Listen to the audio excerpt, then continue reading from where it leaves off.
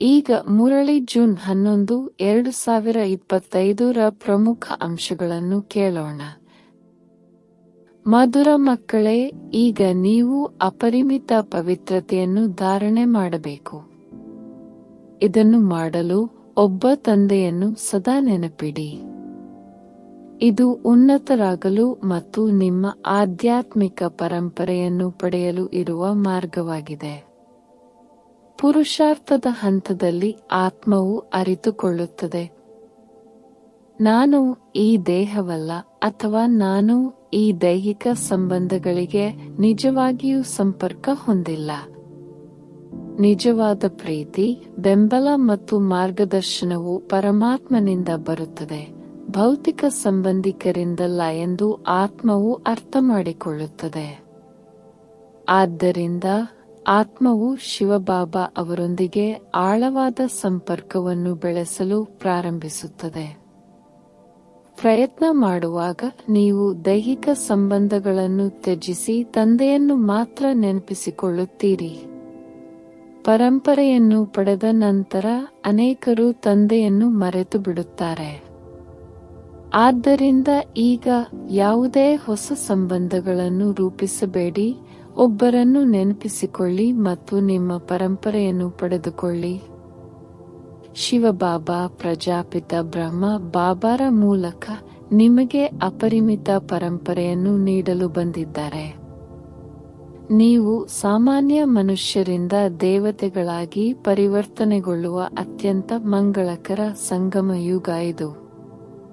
ನೀವು ಈಗ ಜೀವಂತ ದೀಪಸ್ತಂಭಗಳಾಗುತ್ತಿದ್ದೀರಿ, ಇತರರನ್ನು ಶಾಂತಿ ಮತ್ತು ಮುಕ್ತಿಗೆ ಮಾರ್ಗದರ್ಶನ ಮಾಡುತ್ತಿದ್ದೀರಿ.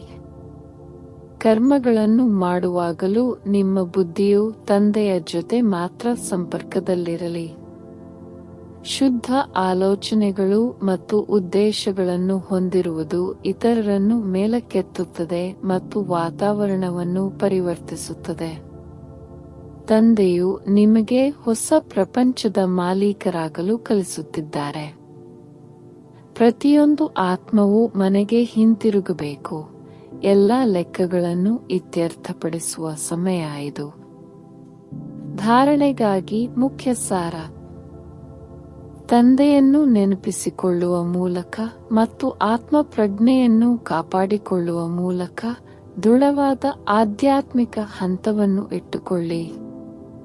ಹೊಸ ಕರ್ಮ ಖಾತೆಗಳು ಅಥವಾ ಸಂಬಂಧಗಳನ್ನು ರಚಿಸುವುದನ್ನು ತಪ್ಪಿಸಿ.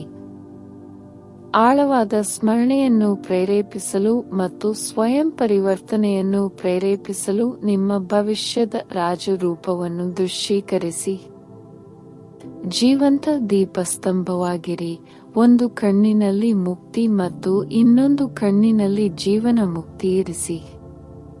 ವರದಾನ: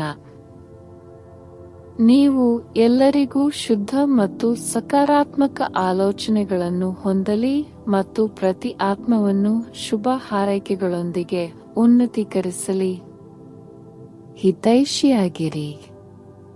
ನಿಮ್ಮ ಮನೋಭಾವದಿಂದ ದೋಷಗಳನ್ನು ಪರಿವರ್ತಿಸಿ ಮತ್ತು ನಕಾರಾತ್ಮಕತೆಯನ್ನು ಹರಡಬೇಡಿ. ನೀವು ಉನ್ನತಿ, ಅಧಿಕಾರ ಮತ್ತು ಉತ್ಸಾಹವನ್ನು ನೀಡುತ್ತೀರಿ. ಸ್ಲೋಗನ್: ನಿಮ್ಮ ಹಳೆಯ ಸ್ವಭಾವ ಮತ್ತು ಸಂಸ್ಕಾರಗಳು ನಿಮ್ಮ ಅದೃಷ್ಟವನ್ನು ನಾಶಮಾಡುತ್ತವೆ. ಆದ್ದರಿಂದ ಆ ಸೂಕ್ಷ್ಮ ದೌರ್ಬಲ್ಯಗಳನ್ನು ಸಹ ತ್ಯಜಿಸಿ. ಅವ್ಯಕ್ತ ಸೂಚನೆಗಳು: ಅಂತರ್ಮುಖಿಯಾಗಿರಿ ಮತ್ತು ಅರಿವಿನಲ್ಲಿ ಸ್ಥಿರರಾಗಿರಿ. ನಾನು ಆತ್ಮ. ಇದು ನಿಮ್ಮನ್ನು ಶಾಂತಿ ಮತ್ತು ಸಂತೋಷದಲ್ಲಿ ವಿಲೀನಗೊಳಿಸುತ್ತದೆ ಮತ್ತು ಶುದ್ಧ ಕಂಪನಗಳನ್ನು ಹರಡುತ್ತದೆ. ಸ್ವರ್ಗಕ್ಕೆ ನಿಮ್ಮ ಪಾಸ್ಪೋರ್ಟ್ ಪಡೆಯಲು ಇದು ಅಮೂಲ್ಯ ಸಮಯ. ಅದನ್ನು ವ್ಯರ್ಥ ಮಾಡಬೇಡಿ.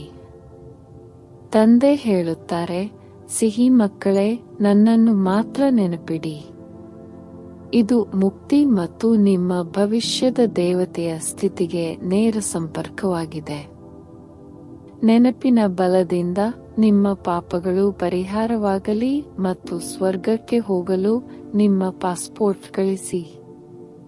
ಎಲ್ಲ ಆತ್ಮಗಳಿಗೆ ಹಿತಚಿಂತಕರಾಗಿ ಮತ್ತು ಶುದ್ಧ ಮತ್ತು ಉನ್ನತ ಆಲೋಚನೆಗಳ ಮೂಲಕ ದೋಷಗಳನ್ನು ಪರಿವರ್ತಿಸಿ. ಅಂತರ್ಮುಖಿಯಾಗಿ ಮತ್ತು ನಿರಂತರವಾಗಿ ಆತ್ಮ ಪ್ರಜ್ಞೆಯನ್ನು ಅಭ್ಯಾಸ ಮಾಡುವ ಮೂಲಕ ತಂದೆಯನ್ನು ಅನುಸರಿಸಿ. ಈಗ ಸಮಯ ನಿಮ್ಮ ಹಳೆಯ ಸಂಸ್ಕಾರಗಳು ಮತ್ತು ಪ್ರಕೃತಿಯನ್ನು ತ್ಯಜಿಸಿ ನಿಮ್ಮ ದೈವಿಕ ಪರಂಪರೆಯನ್ನು ಸಂಪೂರ್ಣವಾಗಿ ಪಡೆದುಕೊಳ್ಳಲು. ಕರ್ಮಗಳನ್ನು ಮಾಡುವಾಗಲೂ ಶಿವಬಾಬಾರವರ ಸ್ಮರಣೆಯು ನಿಮ್ಮ ನಿರಂತರ ಸಂಗಾತಿಯಾಗಿರಲಿ. 21 ಜನ್ಮಗಳ ಅದೃಷ್ಟವನ್ನು ಗಳಿಸಲು ಇದು ಅತ್ಯಂತ ಶುಭ ಸಮಯ. ಪ್ರತಿ ಕ್ಷಣವನ್ನು ಅರ್ಥಪೂರ್ಣವಾಗಿ ಬಳಸಿ. ನಿಮ್ಮನ್ನು ಆತ್ಮ ಎಂದು ತಿಳಿದುಕೊಂಡು ನಿರಂತರ ನೆನಪಿಟ್ಟುಕೊಂಡು ಪರಮಪಿತರಿಂದ ಆಸ್ತಿಯನ್ನು ಪಡೆಯಿರಿ. ಈ ಮುರಳಿ ಅಂಶಗಳನ್ನು ಮನಸ್ಸಿನಲ್ಲಿಟ್ಟುಕೊಂಡು ನಮ್ಮ ದಿನವನ್ನು ಮುಂದುವರಿಸೋಣ. ಓಂ ಶಾಂತಿ.